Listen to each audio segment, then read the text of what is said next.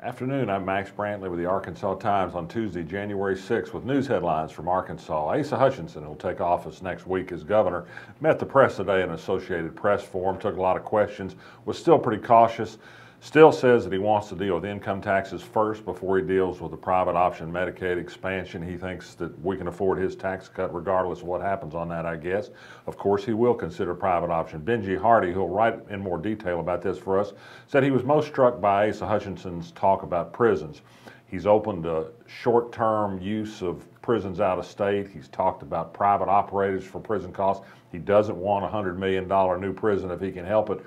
But he did talk about the need to have a parole system that does work to rehabilitate people. A good parole system is not without cost, and helping people get back into meaningful roles in society is not a cheap thing, but it gives a little bit of an idea where Asa Hutchinson is going to come from.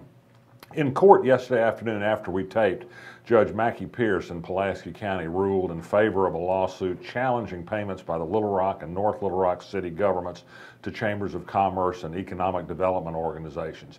He said they both clearly violate the Arkansas Constitution, which prohibits payments by municipal corporations to private companies. These are nothing more than subsidies of Chamber of Commerce operations. They're political lobbying groups. It's something taxpayer money shouldn't be going for, certainly not without a bid and on a sole source contract basis with no accounting, which is the situation today.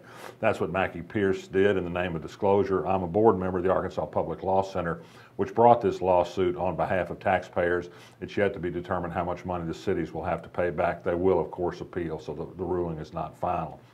There was news in the newspaper business yesterday as well. The Northwest Arkansas newspaper is a combination of Walter Hussman's Arkansas Democrat Gazette Corporation and the Stevens Media announced that they'd be combining 5 Northwest Arkansas newspapers, which have existed in sort of a wraparound fashion for some time, into one single regional edition of the Arkansas Democrat Gazette. We're moving very rapidly, I think, toward essentially a one newspaper state. Walter Hussman will control most all of the daily newspaper circulation in the state of Arkansas. It's a much lower number than it was when he took over the Little Rock newspapers some, 20 some odd years ago. Times are changing in the newspaper world. The lottery, Arkansas Lottery Commission announced today a big jump in ticket sales in December. I'm not sure that's good enough news for the lottery. Senator Jimmy Hickey of Texarkana has introduced legislation to abolish the Lottery Commission and have the lottery essentially taken over by the governor and legislature, perhaps as a division of the Higher Education Department.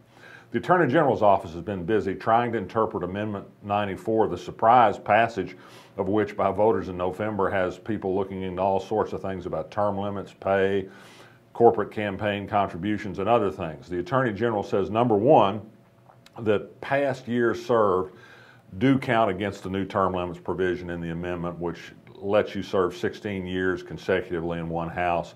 This does not start the counting anew as some people had perhaps thought. He also said that the commission has until the Independent Pay Commission established by this amendment has until February 2nd to make a recommendation on new pay for legislators and state officials and judges, or else they'll be subject to a 15% pay increase cap. For now, if they get in before the deadline, the pay raises are unlimited.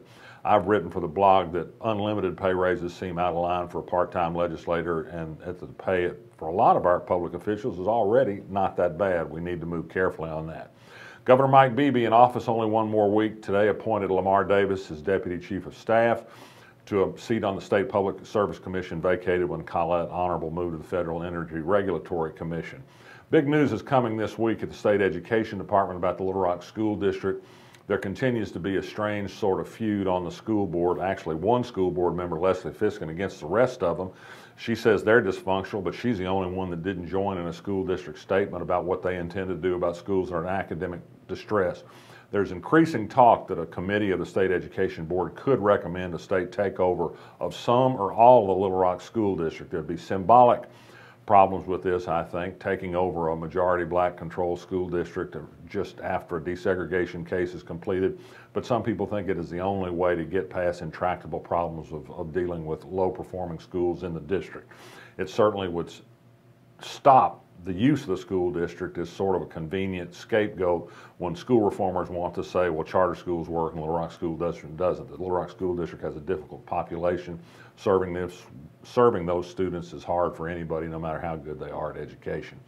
In the sports department, Mike Anderson got a contract extension at the University of Arkansas today, 2 more years. He has a contract through 2020, $2 million a year. He can get a bonus of up to, I think, $200,000 a year for good performance by his players in the classroom, both in graduation performance and in academic progress. How about that? He already had some incentives for on-court performance and is doing okay, apparently.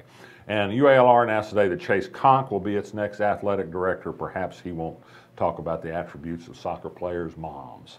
I'm Max Brantley. I'll be back tomorrow.